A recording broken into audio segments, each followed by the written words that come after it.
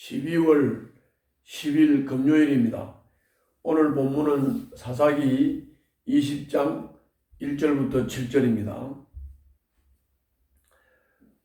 어제 상고한 말씀대로 이 레위인, 에브라임 산지에 살고 있는 레위인의 그 생각과 행동을 우리가 이해할 수 없다고 했습니다.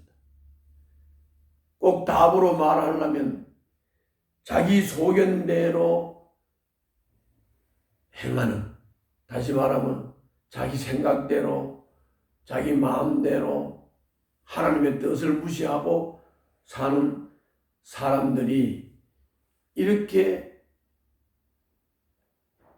난잡한 생활을 했다, 이렇게 결론 낼 수밖에 없다 그랬습니다. 자, 자기 생명을 보호하기 위해서 첩을 희생을 시켰어요. 이게 상상이 됩니까? 아니, 자기가 남편인데 불량배들이 그렇게 하면 어떻든 이 여자를 보호하려고 해야 되는 거 아니에요? 또 그렇게 해놓고는 자기의 명예를 지키기 위해서 첩의 죽음, 다시 말하면 첩의 시신을 12토막을 내서 이스라엘 전 지역에다가 보냈어요. 이거는 그 첩의 시신을 더럽힌 거죠. 죽은 첩의 명예를 더럽힌 거죠. 자기 명예를 위해서 죽은 첩의 명예를 더럽히고 죽음을 더럽혔어요.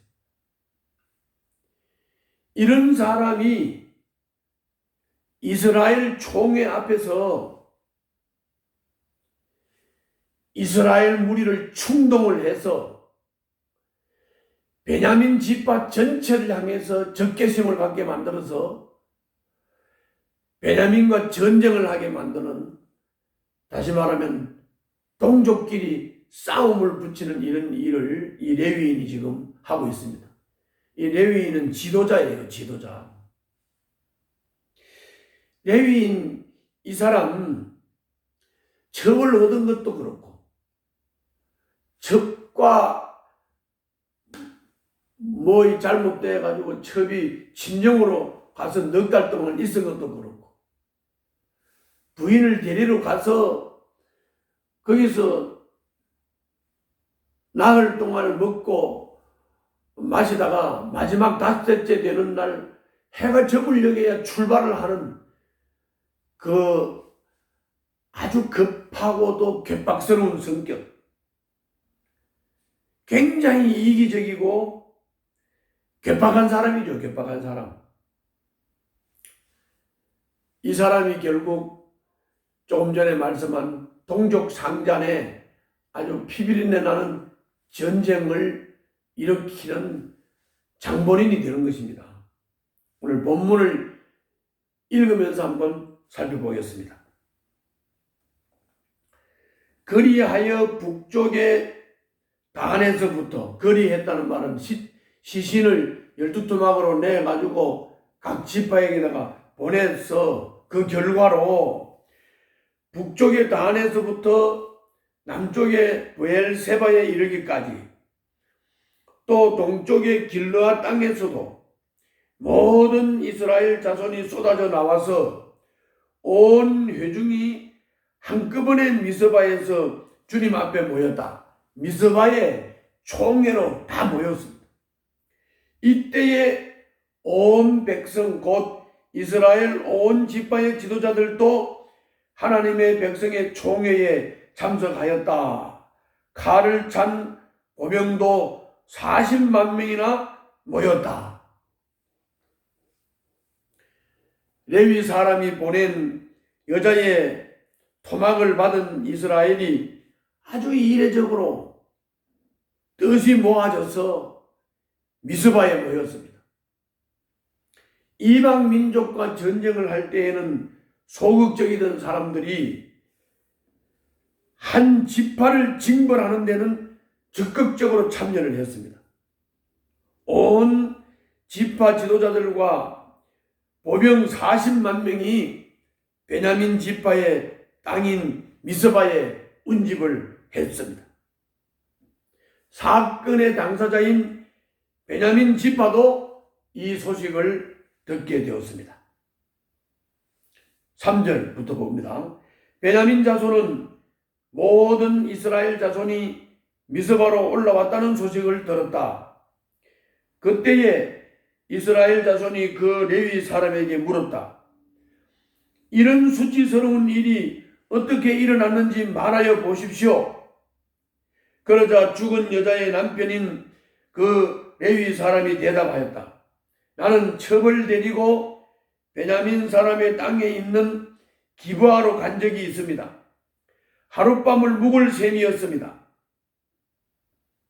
그날 밤에 기브아 사람들이 몰려와서 나를 해치려고 내가 묵고 있던 집을 둘러쌌습니다. 그들은 나를 죽이려 하였으나 나 대신에 내 첩을 폭행하여 그가 죽었습니다. 내가 나의 첩의 죽음을 토막내어 이스라엘이 유산으로 받은 모든 지역으로 보낸 것은 그들이 이스라엘에서 이처럼 음란하고 수치스러운 일을 하였기 때문입니다. 여러분은 이 모두 이스라엘 자손이 아니십니까? 이제 여러분의 생각과 대책을 내어 놓으십시오. 이렇게 선동을 했습니다. 총회 앞에 선 레위 사람이 사건의 전말을 설명을 했습니다.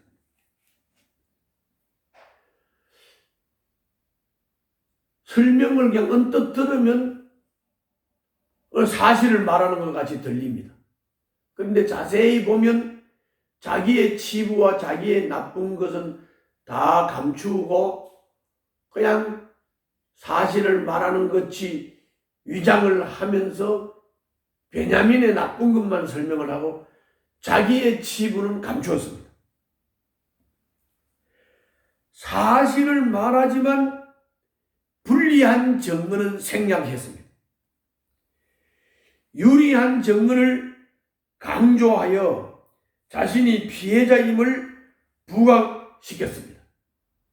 그는 베냐민 사람의 땅에 있는 기브아라고 지칭함으로써 베냐민 지파를 가해자로 지목하고 베냐민 지파 전체에 대한 적개심을 갖게 만들었습니다. 그리고 기브아 사람들, 즉 실은 불량배들이 한 거죠. 기브아 사람들이 다 한 게 아니고.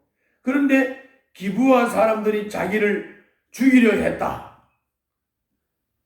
성폭행하려 했다. 그런데 그 대신 첩을 폭행했다. 그래서 죽였다. 이렇게 간략하게 진술을 했습니다. 자기가 첩을 내준 당사자라는 사실은 함구했습니다. 그는 총회를 향해 이스라엘의 음란하고 수치스러운 일을 어떻게 처리할 것인지 대책을 요구했습니다.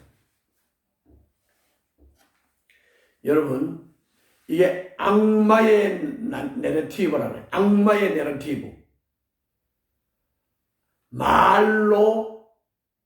말로 자기의 허물은 감추고 함구하면서 상대방의 단점과 자기의 의의를 내세우는 악마 내러티브. 이게 이 좌파들이 많이 써먹는 거죠. 글로벌리스트들이 많이 써먹는 겁니다. 그래서 남의 약점, 허물들을 잡아서 막 공격을 하면서 선동을 하는 겁니다. 여러분, 특히 선거철이 되면 이 악마 내러티브를 여러분 조심해야 됩니다. 대통령 되겠다고 출마한 사람들이 무슨 말을 못하겠어요.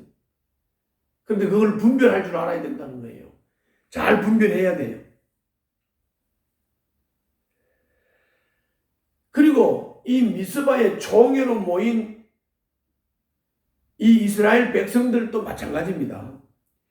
이 미스바 총회는 사건 당사자를 제외시키고 정인 한 명의 말만 정치를 함으로써 율법을 위반합니다. 물론 한 노인의 말도 들어봐야 되고 불량배의 말도 들어봐야 되고 다 들어봐야 되는 거죠.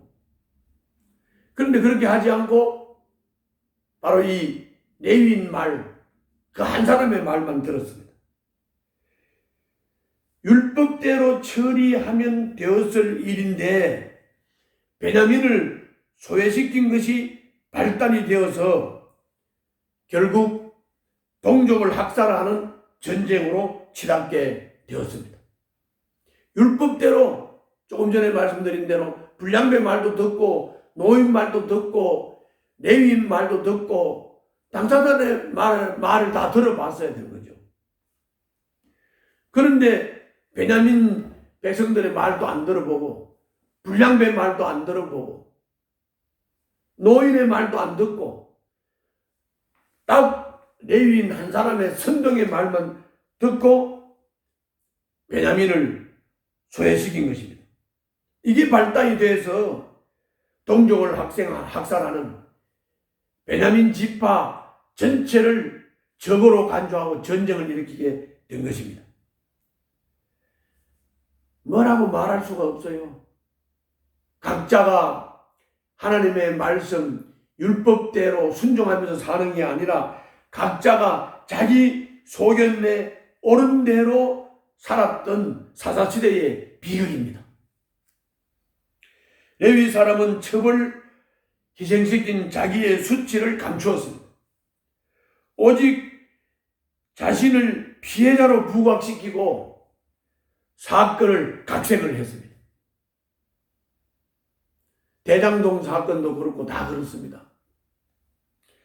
사실을 어떻게 말하느냐에 따라 진위가 왜곡되고 사실관계가 바뀌고 의미가 확대될 수 있습니다. 더 신중하게 살피고 전말을 알기까지 판단을 유보하는 것이 애꿎은 피해자를 만들지 않는 지혜로운 태도입니다. 그런데 이스라엘은 그렇게 하지 못했습니다. 그래서 전쟁을 일으키게 된 것입니다. 내일 말씀에 보게 되면 이렇게 되니까 베냐민도 또 오기가 나죠. 그러니까 호락호락하게 잘못했습니다고 안 합니다. 시시비비가 제대로 안 가르쳤으니까요. 그래서 전쟁이 나는 겁니다. 자, 오늘 말씀을 다 정리를 하면 하나님의 말씀은 1점도 1핵도 거짓이 없는 확실한 말씀이기 때문에 그 말씀을 목표로 하고 따르고 순종하고 그 말씀을 따라 좌로 우로 치우치지 않으면 문제가 없어요. 그런데 사람의 말은 그게 아니요. 사람의 말은 악마의 내러티브예요. 악마성이 있다고 말이요. 말장난 치는 거라고 말이요.